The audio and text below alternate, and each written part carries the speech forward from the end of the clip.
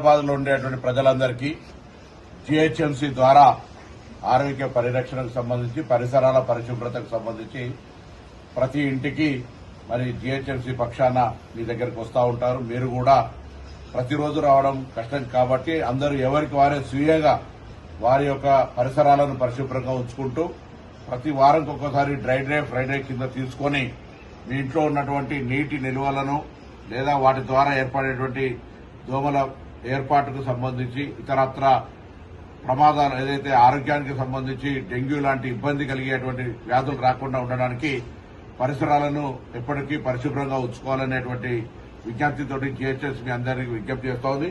అదేవిధంగా community reporting tool ను కూడా ఇస్తా ఉన్నది. దాని తదుపరి అన్ని రకాలుగా డాగ్ బైట్ కు సంబంధించి కావచ్చు, డెంగ్యూకు సంబంధించి కావచ్చు, ఈ విధంగా అన్ని రకాల మీకు అవగాహన కలిగించే కార్యక్రమం ఈ డిపార్ట్మెంట్ ద్వారా జరుగుతూ ఉంది. అయినప్పటికీ ప్రజల సహకారం కావాలి. ప్రభుత్వం ఎన్ని చర్యలు తీసుకున్నా ఎవరింట్లో వాళ్ళు పరిశుభ్రంగా ఉంచుకుంటే హైదరాబాద్ మొత్తం పరిశుభ్రంగా ఉంటుంది, ఆరోగ్యవంతంగా ఉంటుంది. ఈ రోజు ఆరోగ్యం బాగుండాలంటే ముందు పరిసరాలు పరిశుభ్రంగా ఉండాలి. వ్యాధి వచ్చిన తర్వాత చికిత్స చేసుకుని వేల లక్షలు ఖర్చు పెట్టుకునే కంటే కొంత మన సమయము కొంత ధనంతో పరిసరాలు పరిశుభ్రంగా ఉంచుకునేటువంటి అవకాశం కావచ్చు.